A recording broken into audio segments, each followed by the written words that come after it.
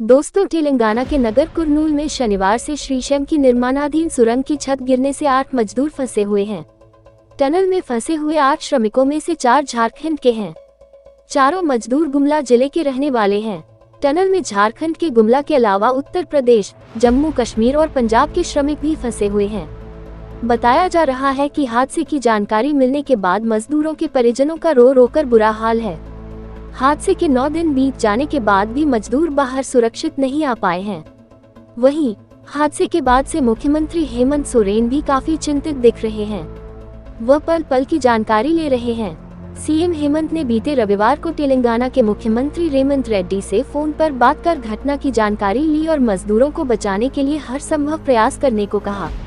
Tunnel में फंसे मजदूरों में गुमला जिले के सदर थाना क्षेत्र के तिर्रा गांव निवासी संतोष साहू, घाघरा थाना क्षेत्र के खंभिया कुंबाटोली गांव निवासी रामप्रताप साहू का बेटा अनुज साहू, रायडीह थाना क्षेत्र के कोबीटोली गांव निवासी माघे खेस का बेटा जगता खेस और पालकोट थाना क्षेत्र के उमड़ा नकटी टोली गांव के जीतू साहू का बेटा संदीप साहू शामिल हैं।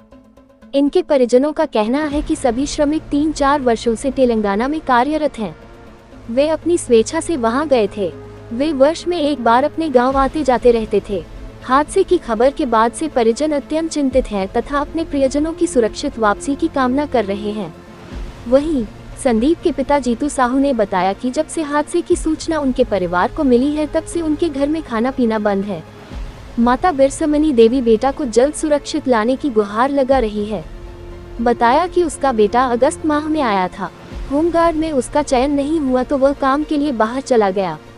National geophysical research institute (NGRI) के वैज्ञानिकों ने ग्राउंड पेनेट्रेटिंग रडार (GPR) का इस्तेमाल किया और सुरंग के अंदर कुछ विसंगतियों का पता लगाया, जिससे ऑपरेशन में महत्वपूर्ण भूमिका मिली।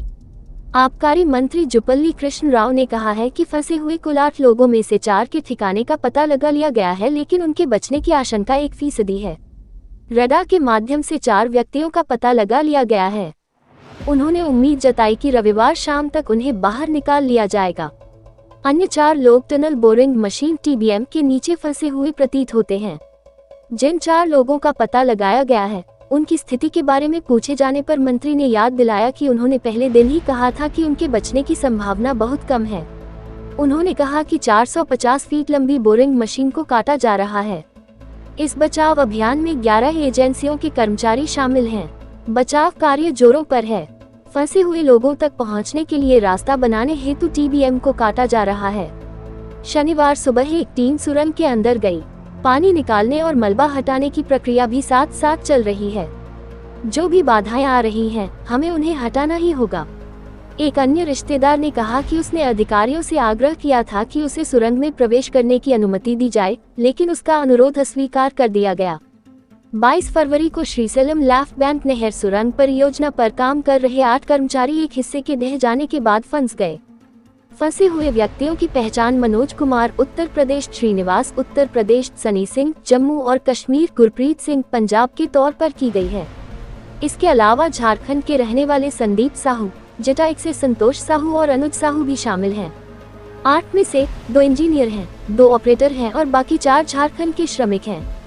2 इंजीनियर और 4 श्रमिक जयप्रकाश एसोसिएट्स द्वारा नियुक्त हैं, जो SLBC टनल परियोजना की ठेकेदार फर्म है।